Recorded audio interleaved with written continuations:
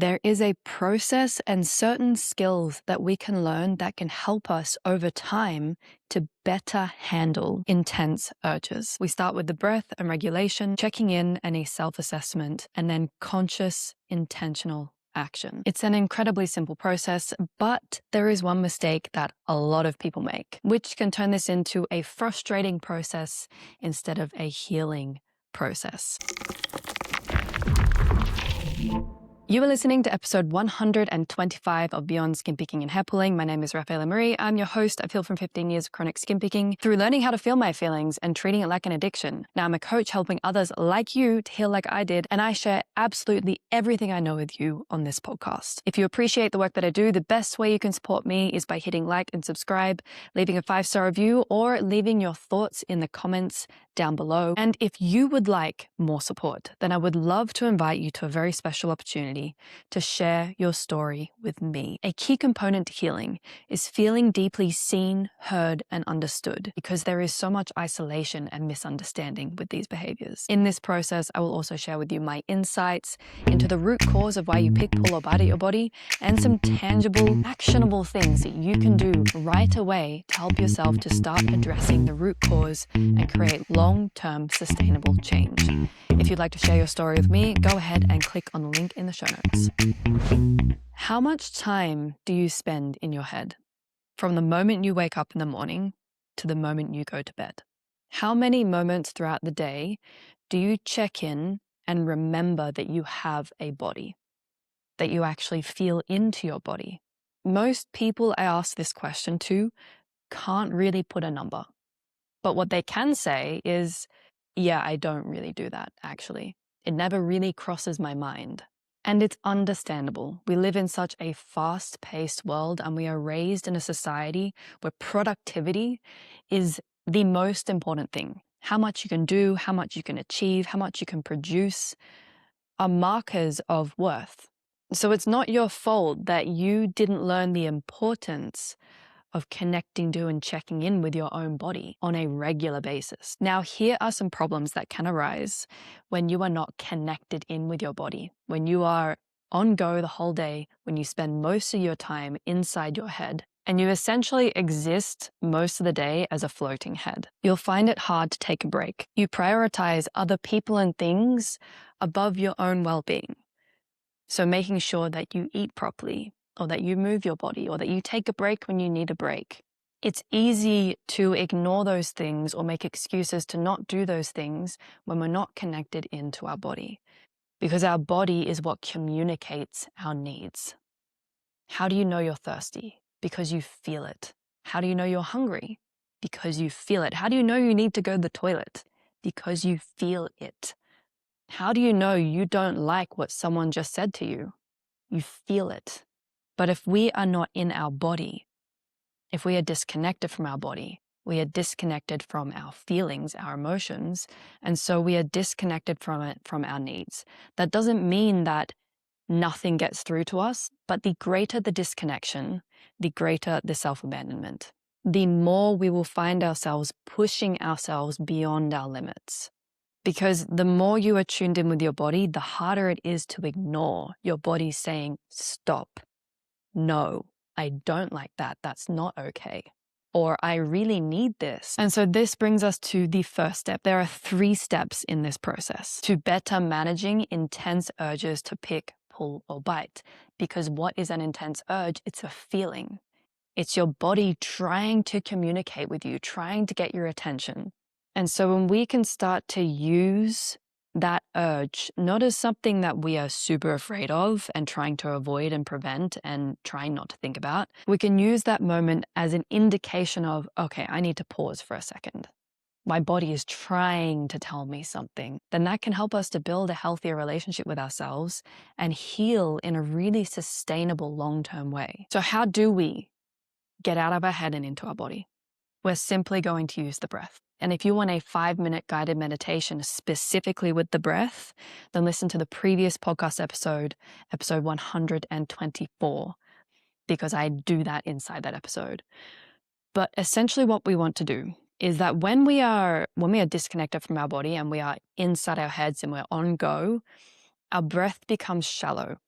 Our breath is also shallow when we are in fight or flight. So to help ourselves to connect back into our body, we want to take deep belly breaths. So when you feel the urge, that is your first indication to, oh, I need to pause for just a second and breathe deeply. Take a deep breath into your belly. Feel that breath expanding your belly and then also expanding your chest. And then you let it out. And you can do that once. You can do that 2 or 3 times. You can spend a minute doing that. But all we're doing with that breath is just bringing our mind and reminding our mind that, oh, we have a body as well. It brings in a moment of consciousness, of awareness. And you don't just have to do this when the urge comes up. You can do this anytime you feel intense emotion coming up. So you're feeling very frustrated. You're feeling hurt, or you're feeling confused, or you're just noticing there's something there. That is an opportunity to listen to your body. And when we pause and breathe, that is an active step in healthy emotional regulation. Simply being with what we're noticing in our body and breathing, that is regulation. It doesn't mean it's going to get rid of the feeling. So what I'm sharing with you is not a quick fix. It doesn't mean that you're going to now perfectly be able to handle every intense urge and get rid of them. Not at all. This is a process, a 3-step process to learn how can I actually use the urge to learn about myself. Use it as a learning opportunity. Use it as an opportunity to remember to check in with me. Use it as a reminder to breathe. When I'm working with my clients and we're learning these kinds of techniques, they'll often say, I just always forget. I forget to do it. And then I set reminders on my phone and it kind of helps, but not really. We want to start using our own physical cues as reminders. Because it's great to set reminders on our phone, especially in the beginning, maybe to remind ourselves that that's something that we're practicing, or to have a post-it note. Excellent, that is great. In the long term though, we really want to be using those external reminders to remind us to listen to our body. So if you like, you can put some post-it notes around that say breathe. Put some reminders on your phone that say breathe. Maybe you want to do this with someone else and say, hey, for the next week or 2, I really want to focus on remembering to breathe. Breathe deeply. That's a great way to get started in it. And then we want to start practicing using intense feelings as an opportunity to check in, or using feelings that we notice in our body as an opportunity to pause and breathe. That's what we're wanting to train our brain to do. So that's the first step, is to listen to the urge that shows up. And instead of trying to avoid or run away or try to get rid of it or freak out because, oh my God, I don't want to ruin my hair, my skin, my nails right now. Instead of that, it's an opportunity. This is my body telling me, stop for a second, breathe for a second. So that's step 1. And the second step is where we want to understand that chronic skin picking, hair pulling, and nail biting, they are your teachers. They are guiding you back to yourself. They are not your enemy. That intense urge that you're feeling is information. And when we can get curious, that is when we can start to take a step forward. That's when we can start to gather new information, more understanding. And instead of judging ourselves and trying to control ourselves or avoid or hide from ourselves, we start to turn towards ourselves. And it's extremely simple. After you do that deep breath and you pause for just a couple of seconds, you're going to ask yourself, what do I need right now? Because these behaviors, they are self-soothing mechanisms. So you're needing soothing for some reason. You're needing something to help you to better regulate your nervous system. So what do you actually need right now? Do you need to take a break and step away from your laptop? Go stare outside, stare out the window for a minute or 2. Do some stretches. Have you moved your body today or this week or this month? Have you eaten yet? Or have you been eating properly? What do I need right now? And maybe the need that comes to your mind feels like an inconvenience. That's the truth about us being human, though, is that sometimes we simply are inconvenient. But part of the problem is that we try to make ourselves as convenient as possible to everyone else. And so therefore our needs become an inconvenience. They are a necessity. And yes, there are moments when we do have to set our needs to the side, but probably not as much as you're currently doing. So what do I need right now? That's the first question you're going to ask. Now, another question we can ask, this is the second question, is there anything I've been avoiding or neglecting lately? Have you been avoiding any kinds of conversations? If you find that you're having arguments or conversations in your head a lot, it's probably because you're not saying enough of those things out loud. You're not having the conversations that you need to have. You're not sharing what you think or how you feel. So are there any difficult conversations that aren't being had that maybe you need to have? Are there any tasks that have been weighing on you? Like maybe your apartment or your office is a mess, but because you're trying to be a convenient for everyone else, you're letting those things slide and they're having an impact on your mental health. We want to ask ourselves questions. What do I actually need? Sometimes the answer is really simple. Sometimes it's a little more confronting or scary. Sometimes nothing comes. And if you don't get any answer, maybe that's an invitation to just sit and be with yourself, to continue breathing deeply, because sometimes there's nothing for us to do. We just need to give ourselves a moment to process. Like if you've been on go for the past 5 hours or more, or maybe you've had a few really intense nonstop hours of work, maybe you just need a moment to sit and process, not to think about it, but just to breathe and process and come back to yourself. So the second step is to check in and get curious. Ask yourself the question, what do I need right now? Or is there anything I've been avoiding or neglecting lately? And I'm just going to throw this one in here. Do I need to be an inconvenience to meet any of those needs? And how do you feel about that? We've got to be a goddamn inconvenience sometimes. There is no way around it. None. And these self-assessments can help us to see, where am I consistently not meeting my own needs and not meeting myself, not respecting myself, not honoring myself? This brings us to the third step, and this is the action step. After this, I'm going to share with you a mistake a lot of people make, so make sure you stick around, because this mistake will undo everything we've just talked about if you do it. Step number 3 is action. When you receive that information from yourself and you gain that little bit of insight into maybe what you need or what's happening for you, then we actually have an opportunity to do something. Instead of just taking action, and it's kind of like throwing paint at the wall and hoping something sticks. Is that what people say? Throwing ideas at the wall and hoping something sticks? I think that's more the saying. Instead of just trying something, we get to do something specific.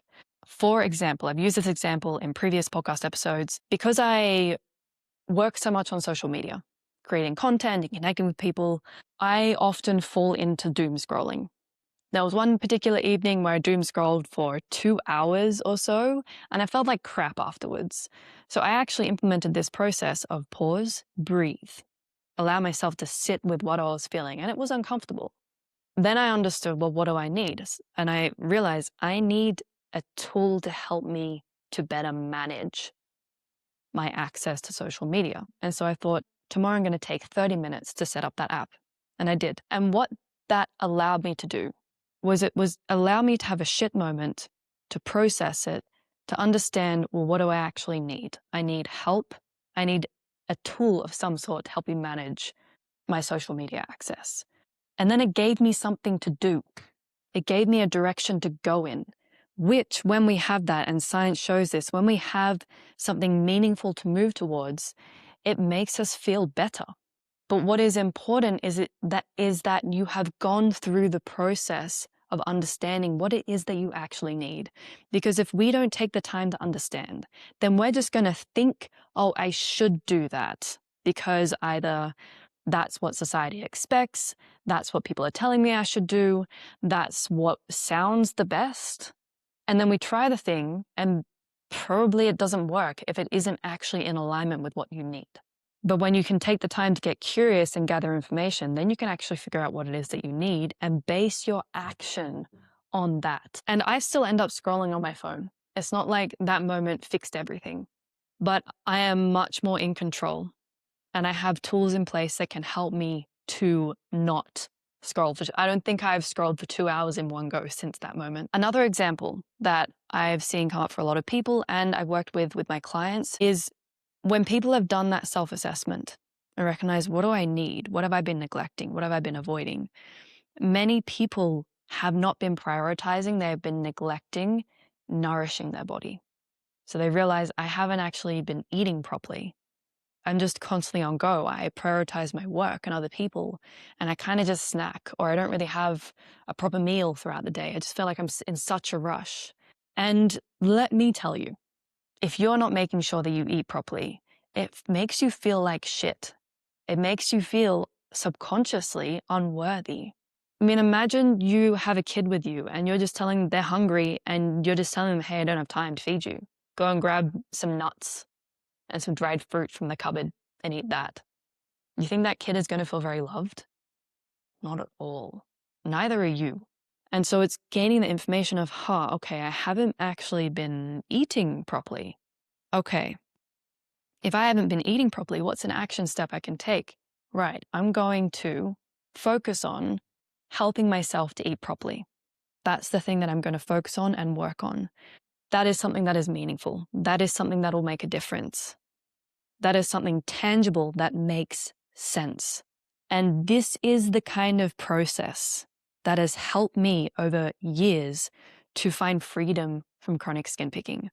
Not just chronic skin picking, but it's the process that has helped me to better manage my emotions by using the discomfort that I experience as information and an opportunity to check in and understand myself better so that I can act in a way, so that I can respond to how I'm feeling in a proactive and intentional, functional way, rather than just mindlessly reacting.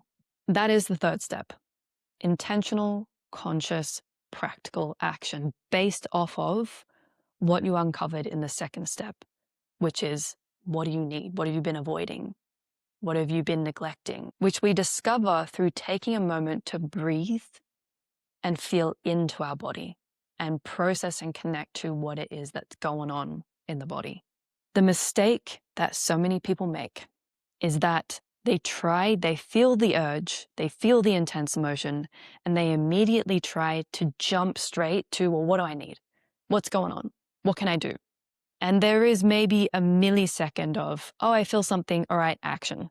They skip step number one. Step number one is vital. You must pause and breathe into your body. Take that deep belly breath, expand your chest with air. If you cannot be present with yourself for a few seconds, then the response you might get about what do I need, what have I been neglecting, might be more of, will probably be more along the lines of, I'm probably feeling this way because I should be doing this, or I'm not doing this, or because that person did that. It's a logical process. You're still stuck in your head. We want to connect to the wisdom and intuition that lives within the body, which means we need to breathe into the body and spend some time there. And I explained this more in the previous episode, 124. The mistake is we skip regulation, we skip connection to the body, we skip the breath in order to try and figure out what the problem is so we can fix it and make it go away. I say this so many times, you are not a problem to be fixed. You are a human being to be understood. Step one is vital. Step one, if that's all you focus on for the next couple of weeks, amazing. It will make a bigger difference to your relationship with yourself, to your life, than if you were to only focus on step 2 and 3. And this process will directly help you in gaining more understanding, which will then lead to more healing and seeing those really tangible, long-term changes that you want to see. And they don't happen all at once. But when you do this process, in 3 months' time, 6 months' time, 12 months' time, you'll pause and look back and see, oh, wow, I've changed. Things are different. They're maybe not perfect. They never will be. Let's be honest. Thank you so much for spending this time with me. I really appreciate that you're here, and I appreciate that you have this will and this drive to want more for you, because you deserve it. Keep going. You're on the right path. And I will see you next Tuesday for the next episode of Beyond Skin Picking and Hair Pulling.